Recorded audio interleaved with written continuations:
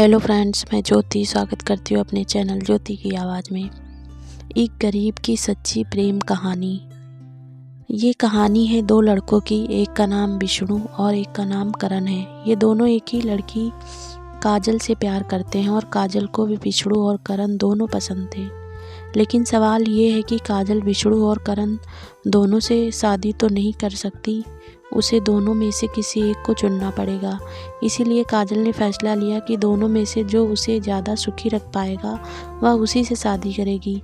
काजल ने जब देखा कि विष्णु के पास बहुत ही पैसा है और वह एक अमीर घर का लड़का है, तब काजल ने करण को छोड़कर विष्णु से प्यार करने लगी, क्योंकि करण एक गरीब घर का लड़का था और उसके पास गरीबी के सिवाय और कुछ नहीं था। एक दिन काजल ने करण को बुलाया और कहा, मैं तुमसे प्यार नहीं करती। करण जब पूछा क्यों, तब काजल ने कहा, तुम्हारे पास गरीबी के सिवाय और क्या है मुझे देने के लिए। लेकिन विष्णु एक अमीर घर का लड़का है और मुझे बहुत खुश रखेगा। करण ने कहा, मैं तुम्हें बहुत प्यार करता हूँ काजल, मुझे छोड़कर मत जाओ। मेरे पास पैसा नहीं है, ये बात सच है, लेकिन मैं तुम्हारी ज़िंदगी प्यार की खुशी से भर दूँगा। प्लीज़ मुझे छोड़कर मत जाओ। काजल ने कहा, पैसे के बिना प्यार खिड़की से उड़ जाता है करण, मुझे समझने की कोशिश करो। और एक बात, आज के बाद मुझसे मिलने की कोशिश मत करना। करण ने कहा, जब तुमने फैसला कर ही लिया है तो मैं तुम्हें नहीं रोकूंगा, लेकिन आज मैं एक बात कह रहा हूँ, ध्यान से सुनो। अगर मेरा प्यार सच्चा है तो तुम मेरे पास एक दिन ज़रूर आओगी। यह कहकर करण वहाँ से चला गया।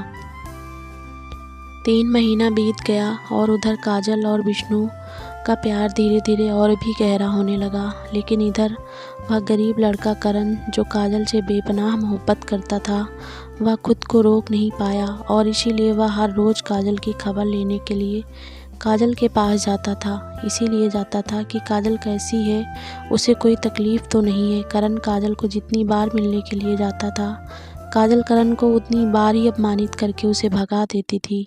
फिर भी काजल के लिए करण का प्यार कम नहीं हुआ था। करण काजल को पहले जितना ही प्यार करती थी, वह आज भी काजल को उतना ही प्यार करता था।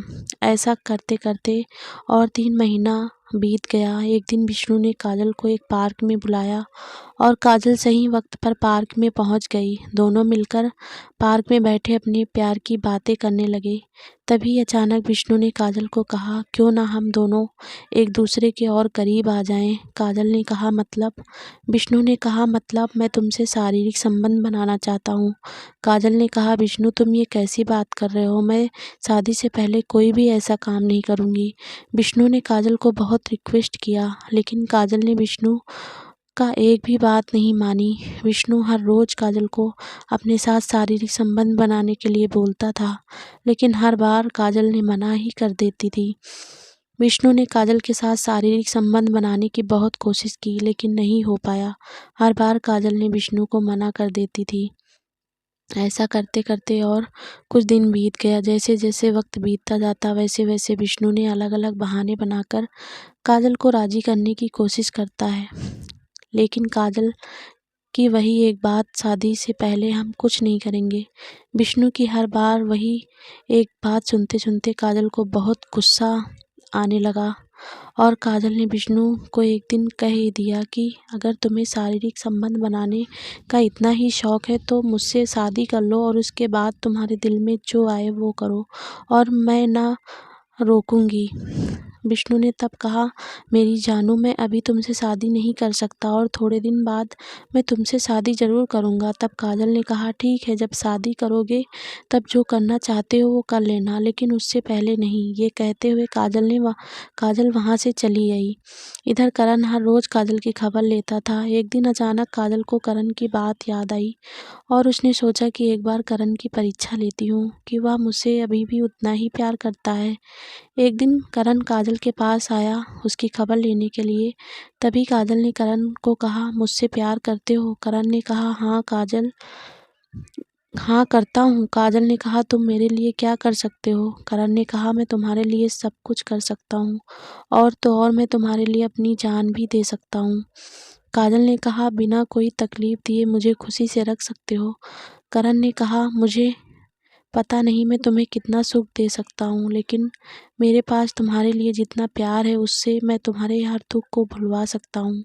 करण की बात सुनकर काजल ने थोड़ा चुपचाप सोचा और कहा कि करण सुनो, मैं अभी तुमसे शारीरिक संबंध बनाऊंगी और उसके बाद तुम मेरी ज़िंदगी से हमेशा हमेशा के लिए चले जाओगे और कभी भी मेरे सामने नहीं आओगे, क्योंकि तब तो तुम्हें सब कुछ मुझसे मिल जाएगा और तब तुम्हें मेरी कोई ज़रूरत नहीं है ना।